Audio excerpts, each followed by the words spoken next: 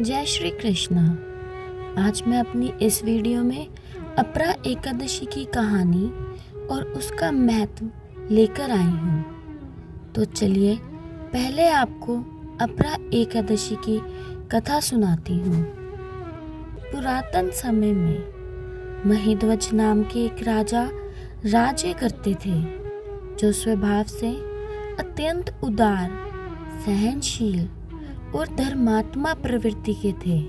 उनकी समस्त प्रजा उनके शासन में सुखपूर्वक निवास करती थी, परंतु उन्हीं का छोटा भाई वज्रध्वज, जो अत्यंत क्रूर, अधर्मी और अन्यायी था, राजा महिध्वज की लोकप्रियता उसे बिल्कुल भी पसंद नहीं थी और एक दिन द्वेष के कारण उसने एक ऐसा कुकर्म कर दिया जिसकी कल्पना भी संभव नहीं थी।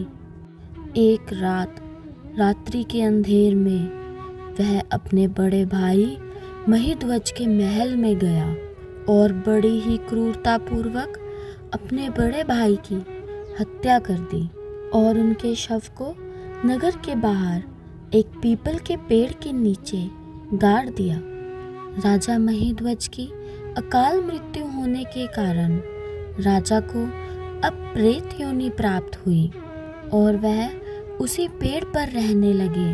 कुछ समय बाद एक महान ऋषि धौम्य उस पीपल के पेड़ के पास से गुजर रहे थे। उन्होंने अपने तपोबल से प्रेत को भी देखा और ये भी जान लिया कि उसकी ऐसी दुर्दशा आखिर कैसे हुई थी।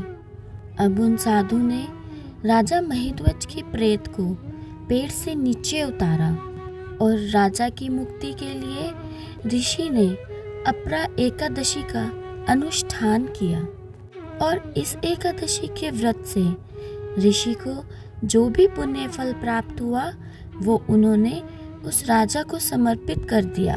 अपरा एकादशी के पुण्य प्रताप से राजा को प्रेत योनि से मुक्ति प्राप्त हुई और ऋषि को धन्यवाद करते हुए दिव्य विमान में बैठकर आध्यात्मिक लोक को गमन कर गए। यह अपरा एकादशी की कथा मैंने लोकहित के लिए कही है। इसे पढ़ने अथवा सुनने से मनुष्य सब पापों से छूट जाता है।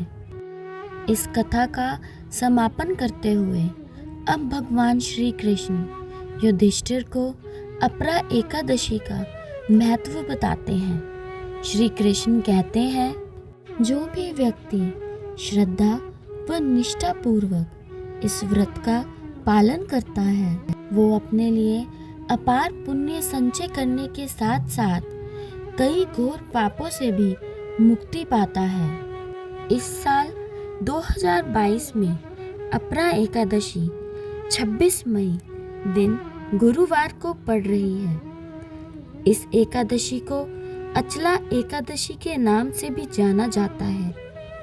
मान्यता है कि एकादशी व्रत और विधि विधान पूजा से अपार लाभ व धन की प्राप्ति होती है। इस व्रत को करने से कई पाप जैसे परस्त्री गमन, झूठी गवाही देना, झूठ बोलना, झूठे शास्त्र पढ़ना या बनाना, झूठा ज्योतिषी बनाना तथा झूठा वैद्य बनना आदि सब पाप नष्ट हो जाते हैं। जो क्षत्रिय युद्ध से भाग जाए वे नरकगामी होते हैं, परंतु अपरा एकादशी का व्रत करने से वे भी स्वर्ग को प्राप्त होते हैं।